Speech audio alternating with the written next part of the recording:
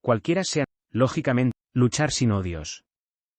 En mi mundo y cosmovisión entra un Milley, extremista libertario. El problema está en que yo no entro en el suyo, ya que es racista y clasista. Ellos odian al otro, al diferente o al que no piensan como ellos. Nosotros debemos combatir sin odios, contra el aparato del coloniaje y su sistema económico capitalista, que genera odio y racismo entre nosotros, pueblo, que todos estamos dentro del no ser eurocéntrico, ya que, si nosotros odiáramos, solo replicaríamos lo que ellos hacen. Nosotros buscamos vencer. Y para ello, tenemos la enorme tarea de esclarecer y convencer de nuestra razón a la inmensa mayoría del pueblo. La liberación es mental, el colonialismo está en nuestra mente. Pensamos como colonia. Cuando logremos pensar sin nada del pensar eurocéntrico en nuestras neuronas, podremos pensar desde nosotros lo que necesitamos para nosotros y así lograr que el aparato del coloniaje se diluya o lo empujemos al derrumbe con el consenso de las mayorías esclarecidas. ¿De qué color es la razón de nuestro pueblo? La razón en Europa es blanca, aunque la saben disfrazar, sentando a algún negro o musulmán en sus mesas de debates académicos o políticos. Aquí, nuestra razón es multicolor. Es un hermoso arcoíris y desde ese arcoíris debemos inventar y crear nuestro propio camino y una generación libre sin ataduras coloniales. Capítulo 8. Aquí no solo es la clase, más bien es la raza.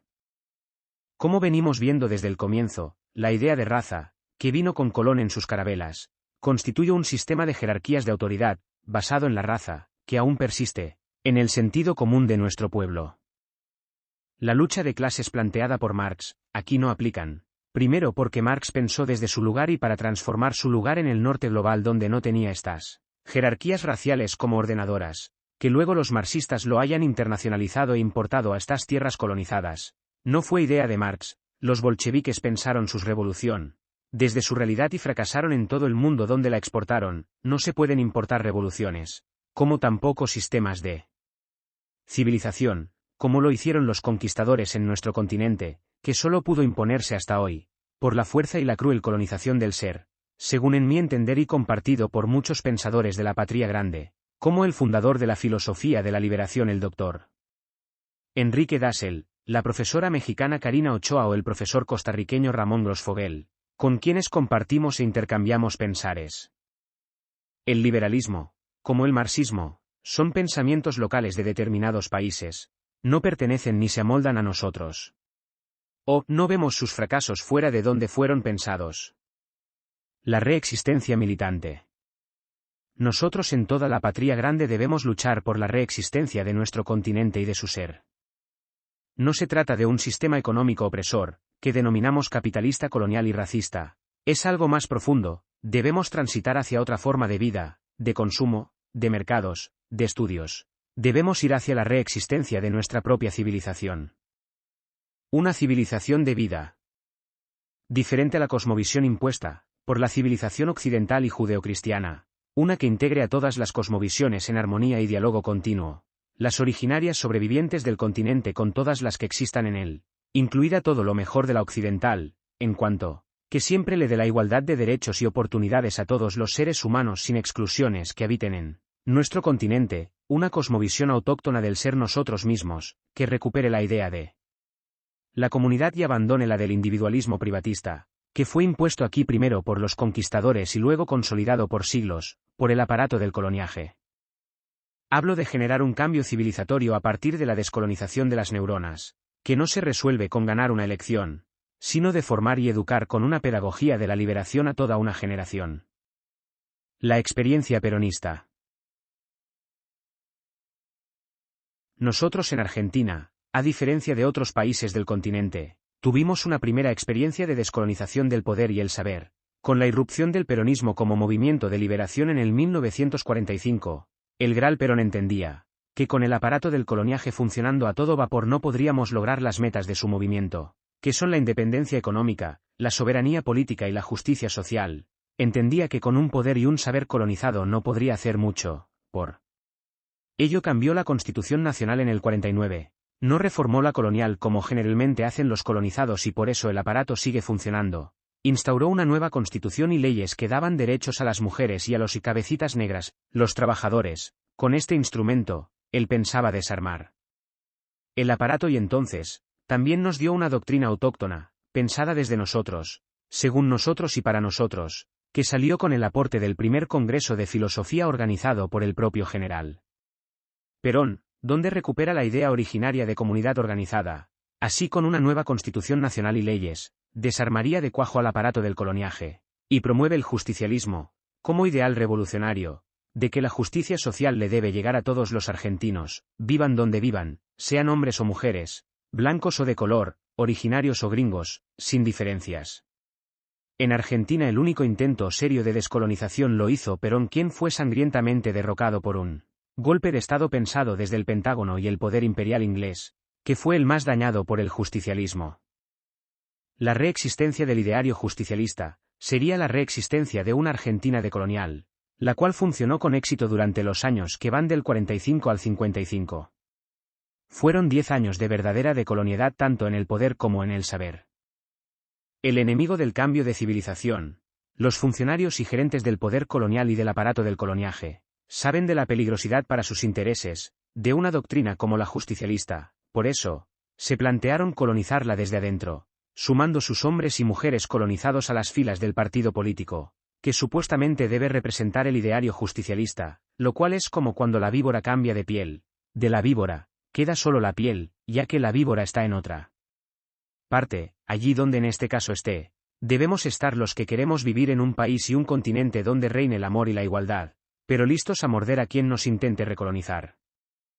Capítulo 9. Ahora nosotros descubramos América.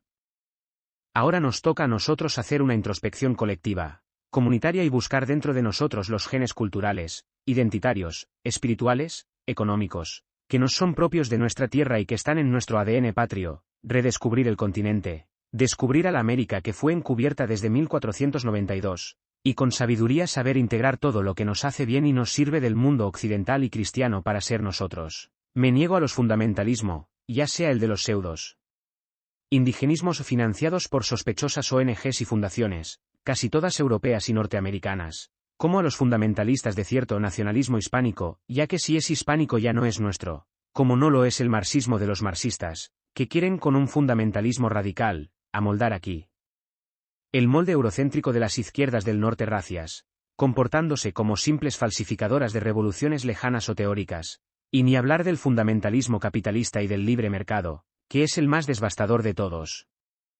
Somos uno.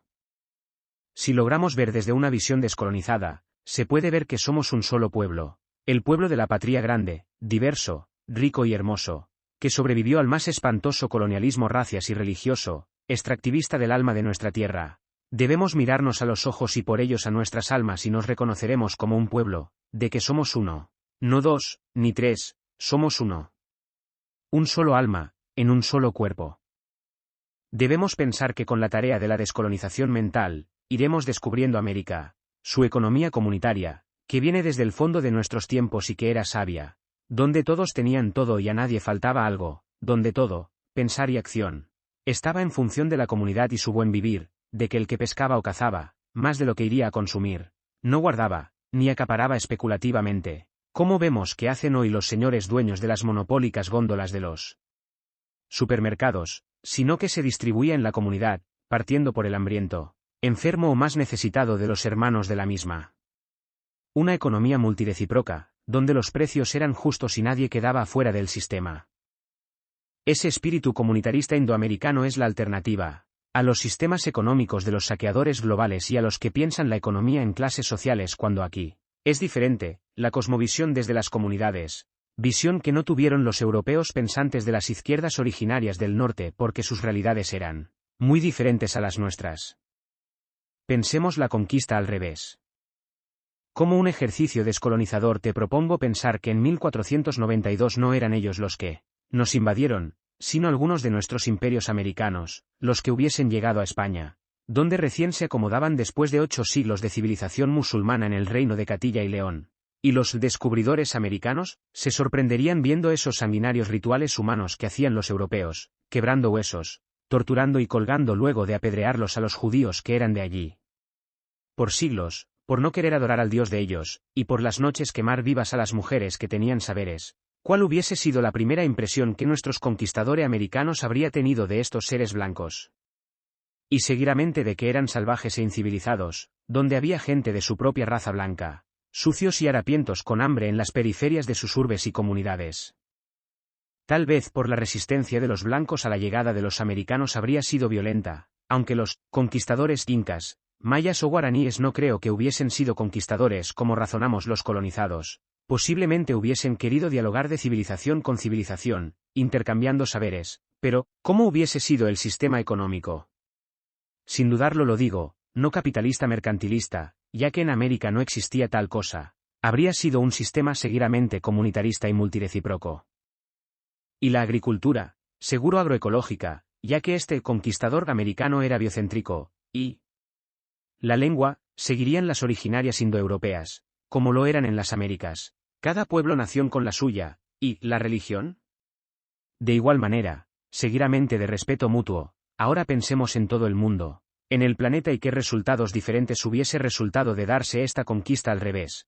No existirían los deshielos y la capa de ozono, la contaminación de ríos y ambientes, habría más habitantes, pero menos injusticias sociales, menos enfermedades, más equidad y no existirían conceptos de norte y sur, primer y tercer mundo, desarrollo y subdesarrollo.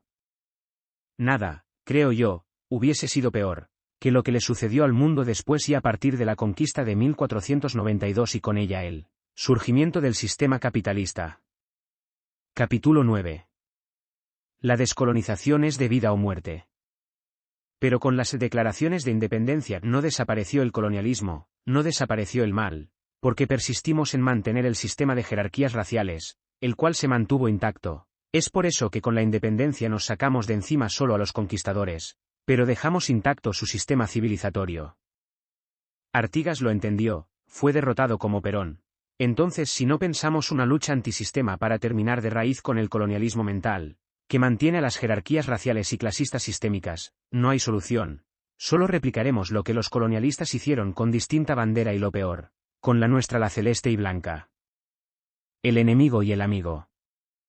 Luego de entender que vivimos bajo un esquema racias impuesto desde la llegada del colonizador hasta hoy en la mente del colonizado, entendiendo que la colonización es mental, por lógica la liberación también es mental, si nos liberamos de pensar racialmente en blanco y negro, con el falso eje norte y sur, desarrollado y subdesarrollado, en izquierda y derecha, civilización y barbarie, si logramos despojarnos de todas las categorías y estigmas que son frutos de la colonización mental, podremos descifrar con claridad quién es el enemigo y quién es el amigo, entendiendo al enemigo a todo aquel que impida que yo viva, como sabía decir Alejandro Álvarez, un formador de cuadros del peronismo histórico que supe conocer, y que yo le agrego a su definición, que es todo aquel que no quiere que nada cambie. Para que yo /diagonal nosotros vivamos dignamente, aunque algunos griten a viva voz viva la revolución. ¿Quién trabaja consciente o inconscientemente para mantener el aparato del coloniaje y sus privilegios funcionando? Es parte del bando enemigo, y amigo es todo aquel que quiere que yo viva y está dispuesto a luchar para ello, e identifique al mismo enemigo a derrotar, más allá de cualquier diferencia. Estas se borran siempre al enfrentar al mismo enemigo en común, que es aquel que mentalmente nos mantiene en esta situación de objeto colonial. Políticos, periodistas, escritores, curas, pastores, rabinos, imanes, caciques, chamanes, maestros, educadores, artistas, músicos, etc. Todos los que tenemos la posibilidad de llegar a la mente del colonizado con nuestro oficio, si a este oficio no lo ejercemos con el compromiso de liberar mentes, de integrarnos con compromiso patriótico a la lucha antiimperialista y anticolonialista, si no lo hace, es parte del aparato del coloniaje, por lo tanto no es amigo de nuestro pueblo-nación. Hay solo dos fuerzas, la de la nación y la antinacional, la del pueblo y la del antipueblo, aunque esta última se trasvista y tenga olor a pueblo. La lucha hoy prioritariamente se debe dar en el territorio de la mente. Sin dar esta lucha de liberar la mente del colonizador en ella, no hay ninguna lucha por la liberación posible, solo se puede liberar al que mentalmente quiere ser libre.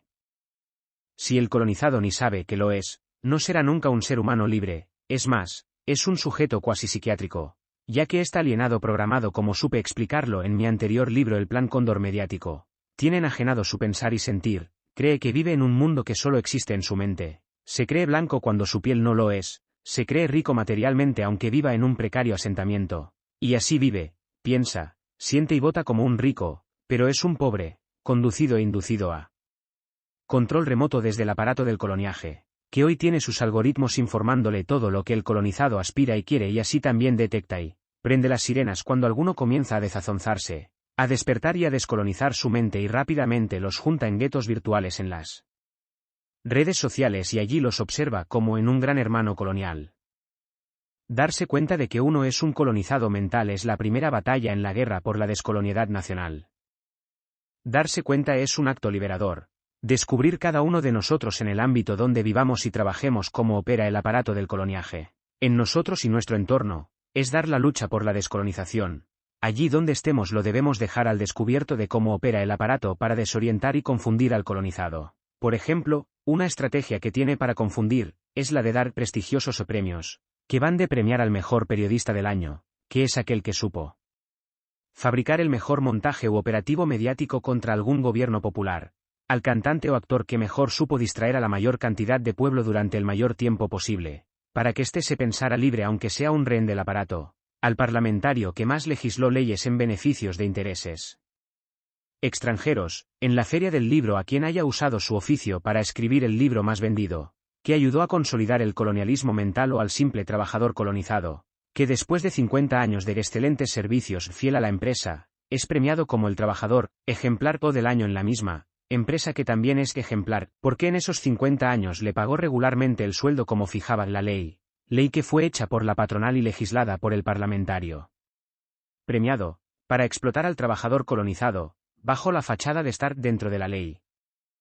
Así este trabajador colonizado que fue explotado durante 50 años, se muestra feliz por el reconocimiento frente a todos sus compañeros de trabajo y es un ejemplo para ellos y, para sus hijos, que seguirán sus pasos, y cuando su padre se jubila, entran en su lugar e intenta emular a su ejemplar padre, y esto es lo que comúnmente conocemos como la cultura del trabajo, genial invento del aparato del coloniaje para que todos seamos productivos y disciplinados a favor de sus intereses.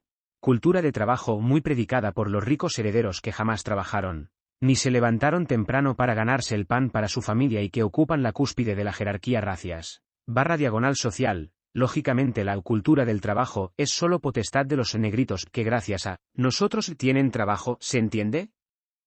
Pero ojo, que aquí está el trauma del trabajador colonizado, él en su mente confusa. Sabe y recuerda que durante esos 50 años en aquella empresa que hoy lo premia en realidad no fue feliz. Como él mismo cree y le hicieron creer, sabe internamente en un rinconcito libre de su mente, que sufrió discriminación, injusticias y explotación, pero el aparato es tan fuerte en toda su mente y en todo su entorno, que se resigna a recibir una placa al explotado más obediente, quien trabajó hasta que dejó de ser productivo para el sistema, el cual es aplaudido por el gordo del sindicato, quien brinda con la patronal por el premio al trabajador ejemplar. Estos premiados no se preocuparon por ser un ser humano trabajador, sino del cómo ser el otro, el mejor de los explotados, o sea el diferente de los otros que están en la competencia meritocrática, para llegar al premio que entrega el aparato. Entre ellos mismos se compiten para ver quién está en la primera línea, como abanderado del lado del no ser, donde ya por haber nacido aquí lo estaban, pero no lo sabían por tener una mente colonizada. Se creen al recibir un premio en la empresa multinacional, que están al nivel del trabajador europeo que vive en el norte y en el lado de ser de la vida. La violencia de la colonización mental.